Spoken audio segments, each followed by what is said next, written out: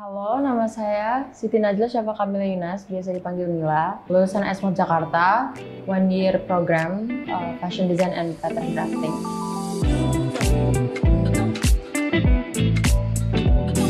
Baru lulus kan ya kemarin ya, 2020 ya?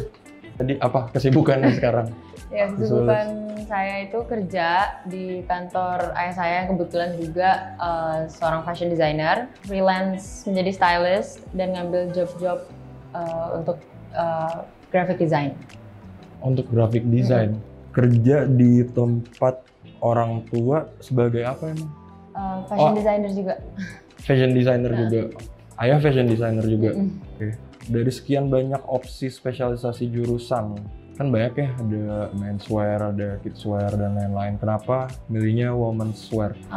Menurut saya, womenswear itu adalah basic untuk membuat suatu koleksi yang lebih advance. Kayak lebih baik kita mengerjakan, lebih baik kita tahu pertamanya itu womenswear daripada kita ikut langsung ke menswear, karena kalau dari womenswear sendiri itu kita bisa ngukur dan bisa tahu bentuk-bentuk lainnya dari basicnya itu. Menurut saya kayak gitu. Oh, tapi emang kayak gitu emang seberbeda itu sama kalau misalkan kita belajar kidswear dulu.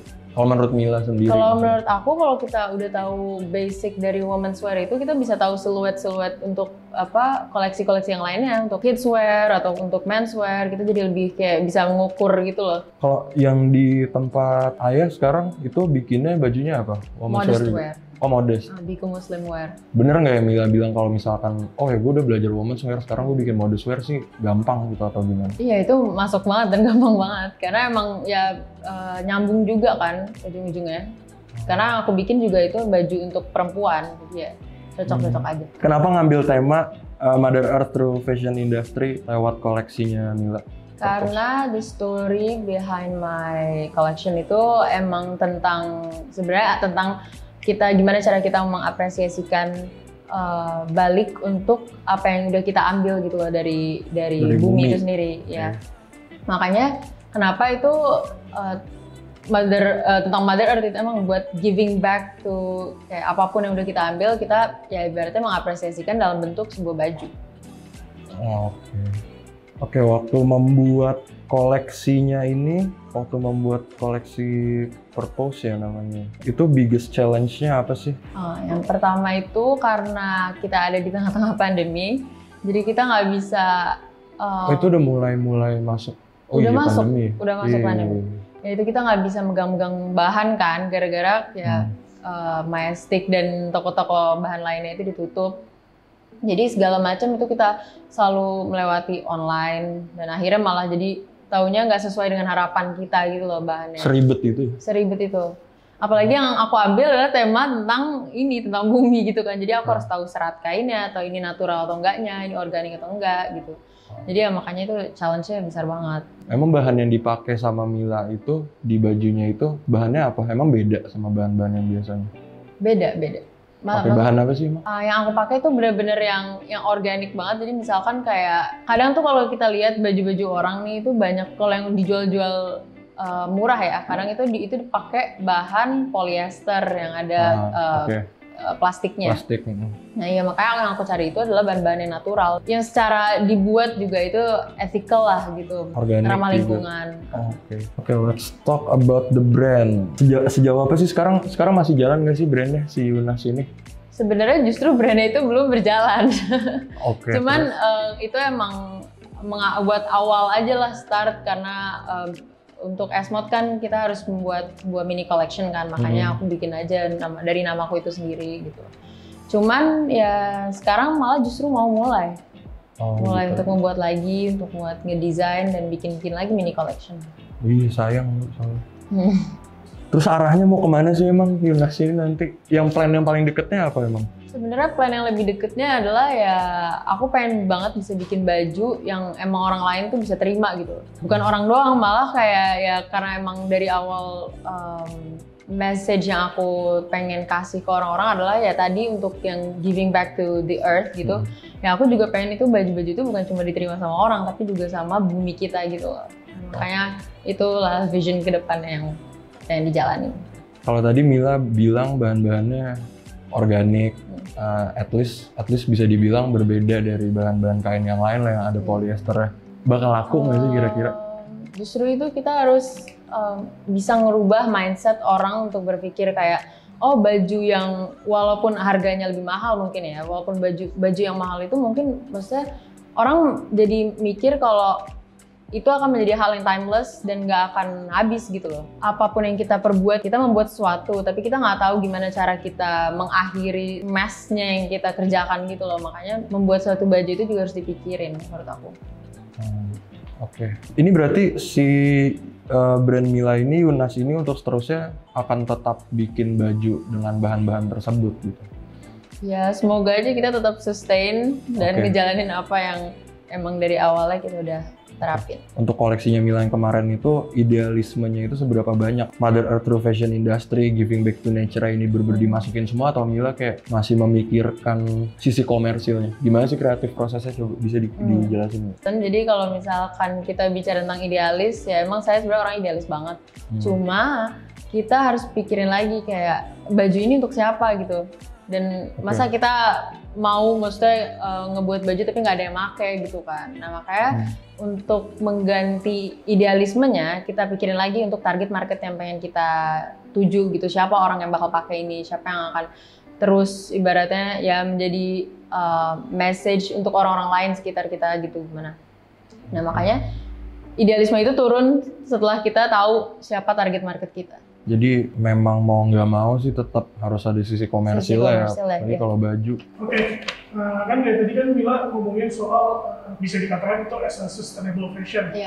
Kita mau tahu dari point of view Mila, apakah sustainable fashion itu sudah fit dengan kultur Indonesia atau belum? Menurut kamu gimana? Sebenarnya belum sih kalau kita tahu ya, karena orang-orang di Indonesia juga masih cenderung ngelihat harga murah itu berarti yang harus diambil gitu. Karena ya kalau ngeliat dari sisi cara mereka, gimana ya, maksudnya kita tuh masih develop country gitu loh, nggak mungkin semua orang bisa beli apa yang udah kita buat gitu, sedangkan harga yang kita pengen capai itu adalah harga yang mahal gitu. Cuman ya balik lagi, kita pasti punya sesuatu yang bisa kita kelola, kita bisa lakuin untuk ya sustainable fashion di tahun-tahun selanjutnya di Indonesia gini. So it's gonna be a promising, it's a promising the way of fashion gitu ya? Iya. Maksudnya dari luar aja bisa ngelakuin itu gitu, gimana masa kita nggak bisa? Lanjutannya ini ada kaitannya juga sih sebenarnya. Mila melihat brand Yunas in the next 5 years, 5 tahun ke depan, ini seperti apa kira-kira? Still sustainable, masih juga timeless, tapi yet futuristic. I don't know if that makes sense, tapi I want to be the trend maker in the future. Kayak maksudnya orang lain ngelihat brand Yunas ini bukan cuman sebuah brand yang cuma bisa bikin sustainable fashion tapi nggak bisa memasukkan kreativitas di dalam brand itu sendiri gitu loh. Nah, makanya semuanya ya harus ada sisi komersilnya, dibagi-bagi, ada sisi ya idealisme kita. Oke sih, tadi kan kita ngobrolin soal kalau produk ini tuh harus sustain. Boleh ceritain ya trigger utamanya kamu sampai mencetuskan ini meminta yang sustain itu apa sih? Sebenarnya nge-trigger saya buat bikin koleksi yang sustain ini itu karena saya kan berpengalaman untuk telah bekerja di tempat ayah saya kan, yang dimana dia itu dulu dia sampai sekarang pun masih bikin mass production gitu. Cuma sempatlah ada senjangan atau kesenggangan di mana kayak akhirnya dia stop bikin itu dan akhirnya bahan-bahan itu ya cuma ditimbun aja di dalam kantor. Nah dari situ saya mikir gitu, kalau misalkan brand ayah saya aja itu udah bisa mungkin ngehasilin baju udah beribu-ribu piece mungkin ya. Tapi kalau saya pikirin lagi kayak brand-brand yang menjual mass product ya kayak boleh di itu mungkin. Boleh.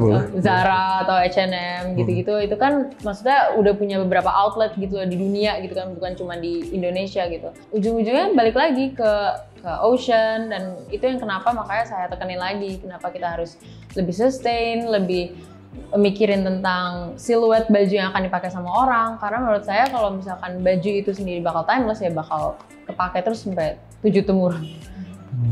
Kain sejarah ini kenapa nggak jadi sesuatu jadi bagian partnya si Yunas, atau itu jadi agenda ke depannya lagi ya?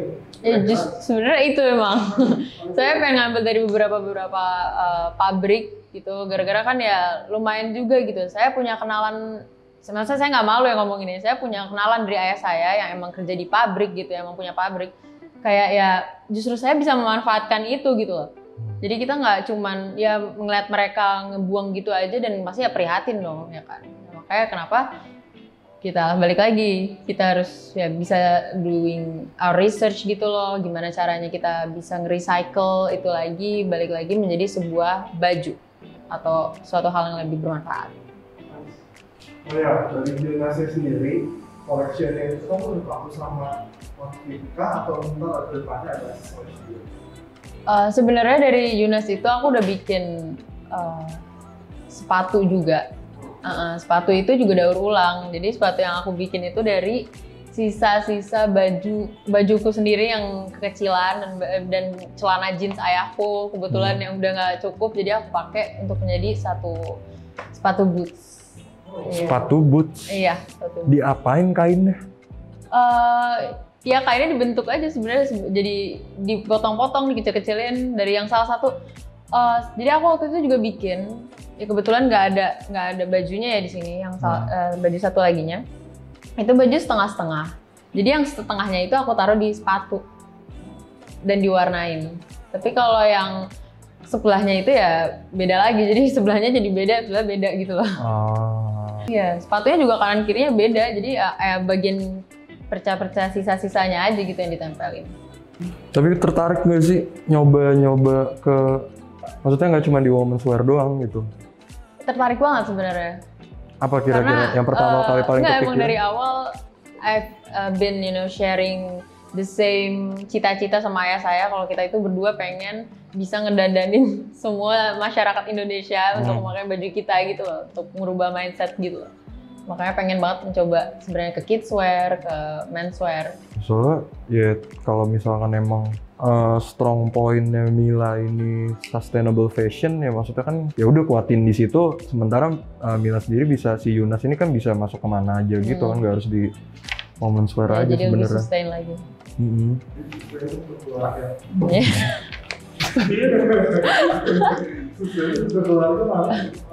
Marketnya jadi lebih besar lagi kan? Iya, marketnya jadi lebih besar soalnya. Dan emang baju kids wear menurutku emang belum sustain karena anak kan tumbuhnya cepat ya. Fast fashion banget. Jadi nggak bakal bisa dipakai gitu loh. Dia udah gede juga nggak akan bisa dipakai. Cuman balik lagi, gimana cara kita recycle baju-baju itu?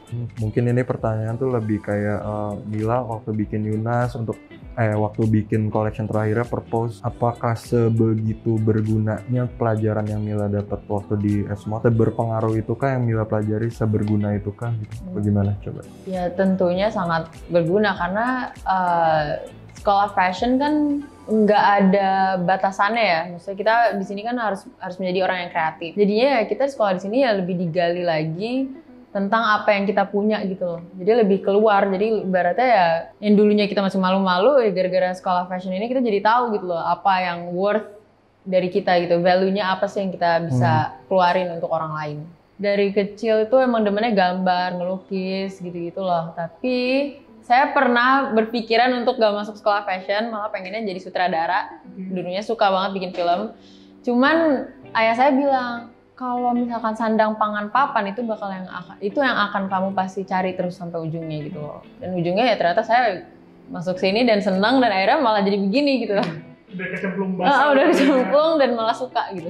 Ada kesempatan berbuat waktu. Oh enggak deh, enggak usah. Kenapa? Iya. Ini ada pertanyaan terakhir sih, tips untuk teman-teman yang ingin menempuh pendidikan di fashion design. Basi banget tapi kayak menurut kita sih pertanyaan ini penting gitu karena maksudnya tadi aja tuh kayak Mila cerita awalnya juga ragu gitu mau ke sekolah fashion gitu. Banyak orang yang maksudnya interest dengan fashion tapi dia ragu, emang kok gue masuk ke sekolah fashion tuh bakal apa juga gitu loh, kenapa gitu, mending gue belajar sendiri atau gimana. Ada nggak pesan-pesannya untuk orang-orang yang mau sekolah di sekolah fashion atau baru mau mulai memasuki karir di bidang fashion? Kalau menurut saya sih tetap jadi diri sendiri, itu yang pertama. Jadi apapun, kalau misalkan emang tertarik banget, kenapa enggak gitu loh, karena kan kita nggak tahu future-nya akan jadi apa gitu. Kayak saya juga nggak tahu awalnya future saya bakal menjadi seorang fashion designer, yang awalnya saya pengen jadi sutradara gitu kan. Ya jadi just be you, terus lakuin aja apa yang kalian suka, dan selama masuk di sini menurut saya ya seru aja. Seru-seru aja gitu. Oke, yaudah, that's it. Ya, terima kasih banyak. Ya, sukses. Tuh, get more insight, oke, Ben. Get more insight about fashion, business, and lifestyle here at Esmod Expert Talks. Cukup. Ya, terima kasih banyak.